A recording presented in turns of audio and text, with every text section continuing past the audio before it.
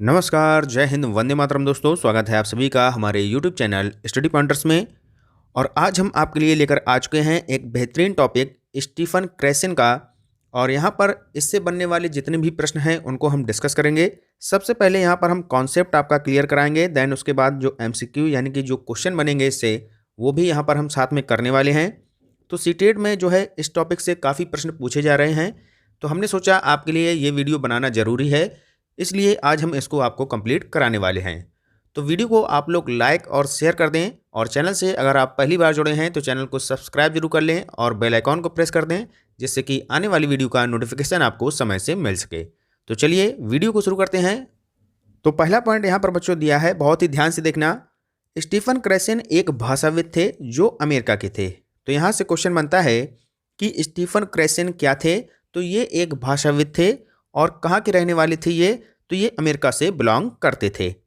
अगला पॉइंट है बच्चों, इन्होंने द्वितीय भाषा अधिग्रहण का सिद्धांत दिया था, जिसको हम इंग्लिश में बोलते हैं सेकेंड लैंग्वेज एक्विजिशन, यानी कि शॉर्ट फॉर्म में बोलें तो SLA इसको यहाँ पर बोला जाता है, जिसमें इन्होंने 5 प्रकार की परिकल्पनाएं दी थीं।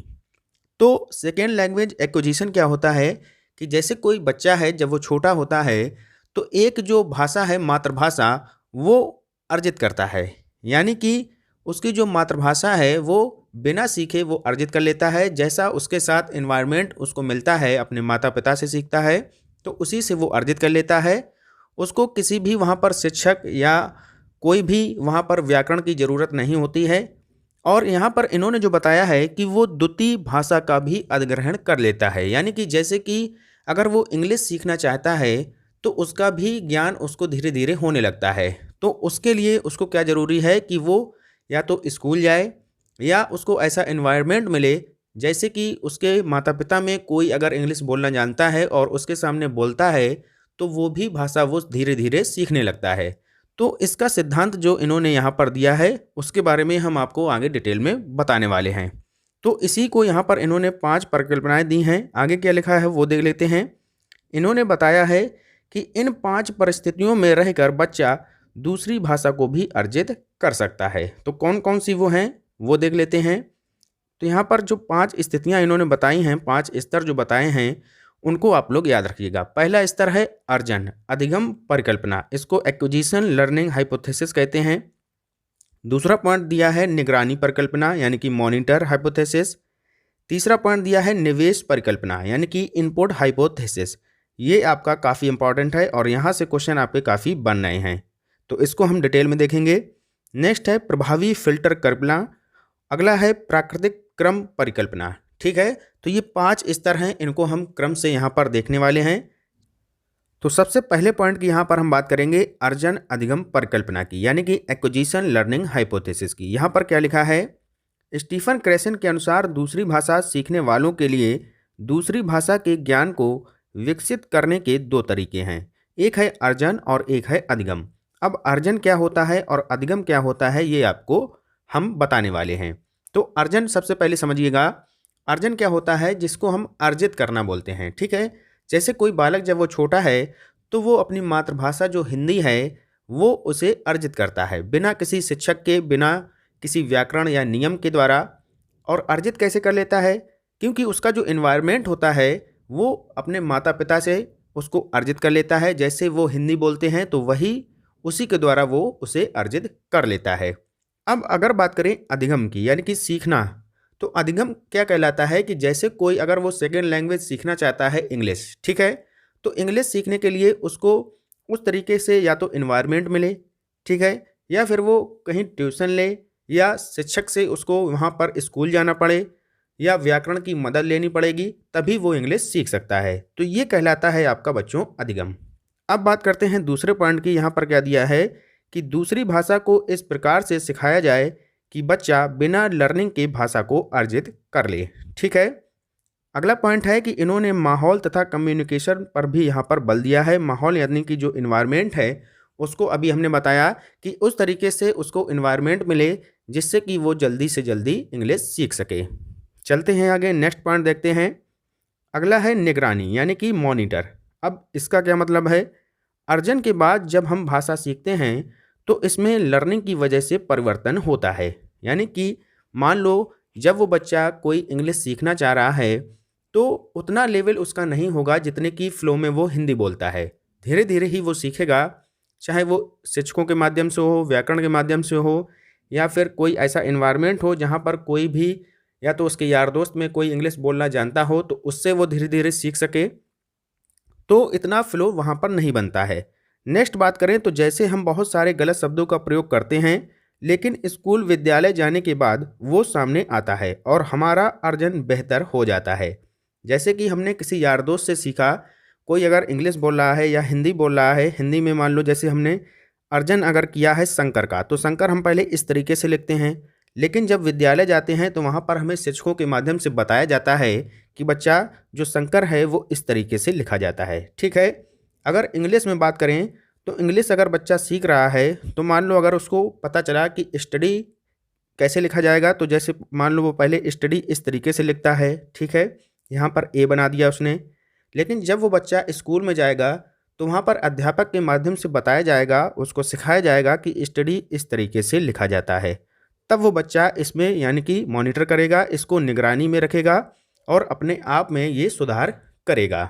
ठीक है, क्लियर हो गया पॉइंट। चलते हैं नेक्स्ट अगले पॉइंट पर।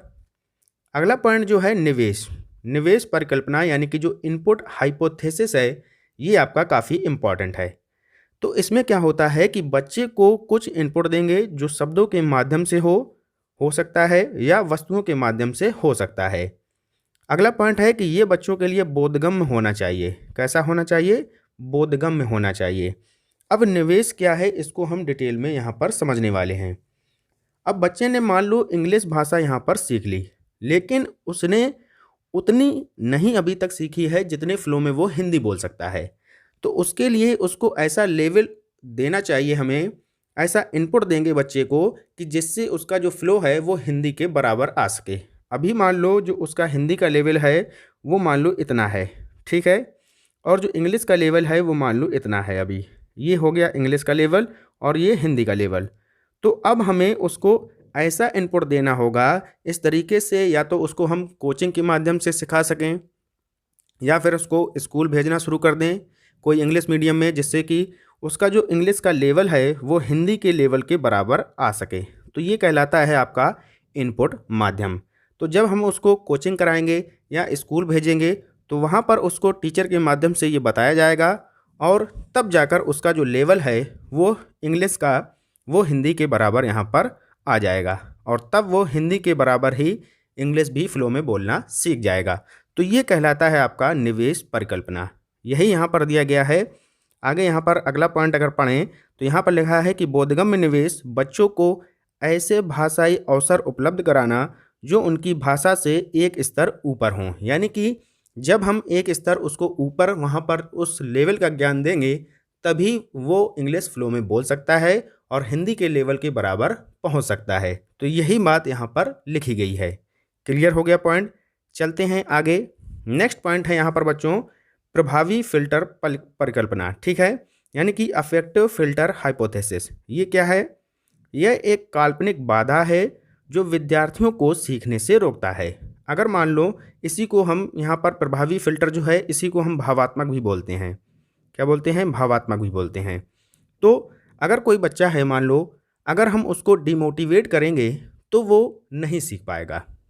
अगर हम उसको मोटिवेट करते रहेंगे यानी कि प्रोत्साहित करते रहेंगे कि चलो एक बार उसने गलती की इंग्लिश बोलने में, तो अगर हम उसको मोटिवेट करेंगे तो वो जल्दी सीखेगा। अगर हम उसको डिमोटिवेट करेंगे तो वो तनावग्रस्त रहेगा, उसका आत्मविश्वास कम हो जाएगा, तो वो उसको अर्जित जल्दी नहीं कर पाएगा।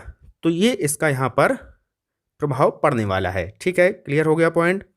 आगे देखते हैं। अगला पॉइंट है प्राकृतिक क्रम परिकल्पना यानी कि नेचुरल ऑर्डर हाइपोथेसिस। इसमें क्या है कि बच्चे अपनी पहली भाषा एक क्रम में सीखते हैं, यानी कि धीरे धीरे वो एनवायरनमेंट के माध्यम से सीखते हैं। जैसे उनके माता पिता बोलते हैं, भाई बहन बोलते हैं, उसी के माध्यम से वो एक क्रम के अनुसार सीखते हैं। तो यही क्रम यहाँ पर भी लागू होता है। इंग्लिश एकदम से वो नहीं सीख पाएगा, ना कि हम उस पर जोर डालें, प्रेशर डालें कि नहीं नहीं तुम्हें इसको सीखना ही है, तो इस तरीके से वहाँ पर वो नहीं सीखने वाला है। अगला पॉइंट है कि इसलिए उनके ऊपर नियमों को थोपेंगे नहीं, वही देखो बात जो अभी हमने बताई वही लिखा है, बल्कि उसके जो है प्राकृतिक तरीके से सीखने देंगे, यानी कि नेचुरलिटी वहाँ पर रहनी चाहिए। बच्चा धीरे धीरे ही सीखेगा, चाहे वो स्कूल के माध्यम से हो, व्याकरण के माध्यम से हो, अपने टीचरों के माध्यम से वो सीखेगा, एकदम से उस पर प्रेशर नहीं डालना है। तो ये यहाँ पर 5वां पॉइंट कह रहा है। ठीक है, तो ये 5 परिकल्पनाएं यहाँ पर स्टीफन क्रेसन के द्वारा दी गई थीं। अब इसके क्वेश्चन कैसे पूछे जाते हैं वो भी यहाँ पर हम देख लेते हैं। तो यहाँ पर पहला क्वेश्चन दिया है, किस मनोवैज्ञानिक ने द्वितीय भाषा अधिगम यानी कि SLA का सिद्धांत दिया था? तो ये दिया था स्टीफन क्रेसन ने। ऑप्शन नंबर ए हमारा राइट आंसर हो जाएगा। नेक्स्ट क्वेश्चन है क्वेश्चन नंबर 2, स्टीफन क्रेसन कहाँ के मनोवैज्ञानिक थे? तो ये जो है अमेरिका के मनोवैज्ञानिक थे। तो ऑप्शन नंबर सी हमारा राइट आंसर हो जाएगा। बहुत ही आसान क्वेश्चन है। नेक्स्ट पॉइंट है, स्टीफन क्रेसन ने द्वितीय भाषा अधिगम यानी कि SLA सीखने के लिए कितने प्रकार की यहाँ पर परिकल्पनाएं दी हैं? तो 5 प्रकार की परिकल्पनाएं दी हैं। बहुत ही सिंपल क्वेश्चन है। नेक्स्ट क्वेश्चन है यहाँ पर, स्टीफन क्रेसन के अनुसार दूसरी भाषा के ज्ञान को विकसित करने के कितने तरीके बताए हैं? तो विकसित करने के 5 तरीके इन्होंने बताए हैं। तो यही हमारा आंसर हो जाएगा। नेक्स्ट क्वेश्चन है, किस परिकल्पना में यह बताया गया है कि बोधगम्य निवेश बच्चों के ऐसे भाषाई अवसर उपलब्ध करना जो उनकी भाषा से एक स्तर ऊपर हो? तो एक स्तर ऊपर की बात किस परिकल्पना में बोली गई थी? तो ये बोली गई थी निवेश परिकल्पना में। हमने आपको अभी बताया था कि उसको एक स्तर ऊपर का जब हम ज्ञान देंगे, या तो उसको कोचिंग के माध्यम से या स्कूल के माध्यम से, तभी वो जो हिंदी भाषा जो अपनी मातृभाषा उतने फ्लो में बोलता है वैसे ही उसको भी बोलने लगेगा। किसको? इंग्लिश को। तो इस तरीके से ये यहाँ पर इनपुट की बात बोली गई थी। तो ये थे 5 क्वेश्चन जो कि स्टीफन क्रेसन से संबंधित थे। वीडियो आपको कैसा लगा? अगर समझ में आया है तो कमेंट बॉक्स में ज़रूर बताएं, और कितने क्वेश्चन आपने यहाँ पर सही किए हैं ये भी हमें बताएं। और एक बात और आप लोग यहाँ पर ध्यान से सुन लीजिएगा, जिन्होंने अभी तक चैनल को सब्सक्राइब नहीं किया है तो चैनल को प्लीज़ सब्सक्राइब जरूर कर लें।